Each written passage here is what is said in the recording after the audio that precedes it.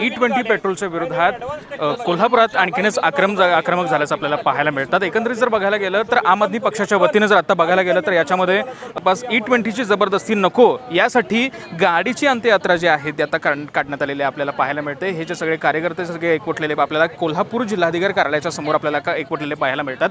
एकंदरीत याची नेमकी संकल्पना काय आहे, हा आंदोलन नेमकं का करण्यात आलं हे आपण जाणून घेण्यासाठी आपल्यासोबत उत्तम दादा आहेत। काय नेमकं सांगाल, कशा पद्धतीनं ही आपण अंत्ययात्रा जी काढली होती प्रतिकात्मक, काय नेमकं सांगाल? E20 म्हणजे 20% पेट्रोलमध्ये 20% इथेनॉल घालायची सक्ती ही एप्रिल 2026 पासून त्या ठिकाणी आली।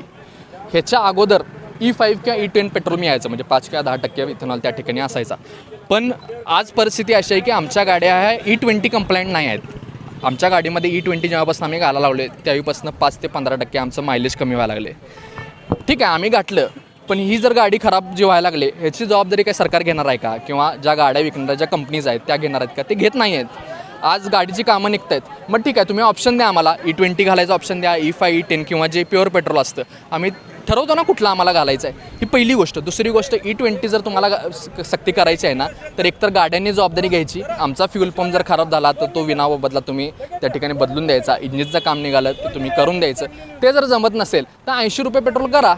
20% जर तुम्ही घालत असाल इथेनॉल स्वस्त मिळते, अगदी 55-56 रुपये इथेनॉल बाहेर मिळायला लागले।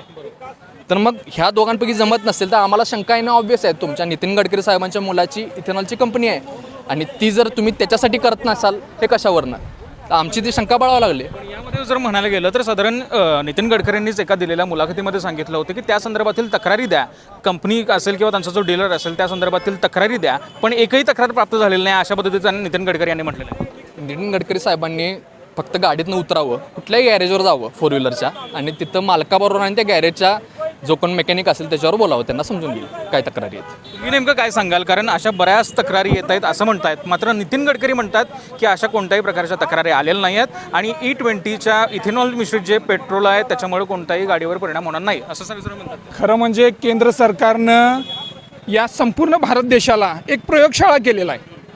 खरं म्हणजे प्रयोग कसा करायचा असतो, एक 4-5 गाड्यांच्यावर प्रयोग करायचा असतो आणि मग ते लोकांच्यासाठी सादर करायचं असते। मात्र इथं भारतामध्ये आपल्या पूर्ण देशालाच त्यांनी प्रयोगशाळा केलेला आहे आणि ज्या 7-8 वर्षापूर्वी आम्ही ज्या गाड्या घेतलेल्या आहेत त्या भंगारात काढायचं काम या केंद्र सरकारनं केलेलं आहे। म्हणून आम्ही केंद्र सरकारला सांगतोय की तुम्ही लोकांसाठी पर्याय उपलब्ध करून द्या।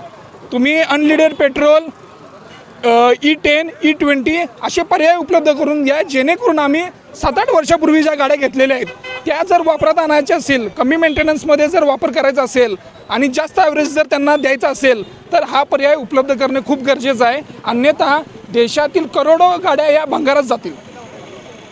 हे खरं म्हणजे केंद्र सरकारला कळायला पाहिजे होतं, पण त्यांनी पूर्ण भारतालाच प्रयोगशाळा केलेली आहे। खरं तर आत्ता आपण पाहिलं नितीन गडकरी यांनी भारताला संपूर्ण गाड्यांच्या माध्यमातून प्रयोगशाळा केलेली आपल्याला पाहायला मिळते। अशा पद्धतीचे जे तक्रार आहेत ते आपल्याला तक्रार करताना पाहायला मिळतात। LS मराठीसाठी मी निरंजन, कोल्हापूर। मी आम आदमी पार्टीच्या माध्यमातून बसंतबहार टॉकीजच्या पेट्रोल पंपासनं जिल्हाधिकारी इथं आम्ही E20 पेट्रोलच्या सक्तीच्या विरोधात आंदोलन केलं। आमच्या गाडीची अंत्ययात्रा आम्ही या ठिकाणी काढलेली आहे। आमच्या गाड्या ह्या E20 पेट्रोलच्या वरती चालू शकत नाहीत। आमच्या गाड्यांचं मायलेज हे 5 ते 15% खाली यायला लागलेलं आहे। त्यामुळे 112 रुपयाचं पेट्रोल आम्ही जेव्हा घालतोय त्या आम्हाला ॲक्च्युली 130 रुपयाच्या पेट्रोलचा फील यायला लागलेला आहे। आमचं नुकसान होतं आहे। आमच्या गाडीचा जो फ्यूल पंप आहे तो चोक व्हायला लागलेला आहे आणि ह्याची भरपाई कोण करणार हा सवाल मला नितीन गडकरी साहेबांना विचारायचा आहे। तुम्ही एप्रिल 2026 पासून E20 फ्यूलची जी सक्ती केलेली आहे ती त्वरित तुम्ही मागं घ्या। आम्हाला E5 किंवा E10 ज्याच्यावरती आम्ही आमच्या गाड्या चालू शकतो किंवा प्युअर पेट्रोल आहे त्याच्यात तुम्ही आम्हाला ऑप्शन दिला पाहिजे।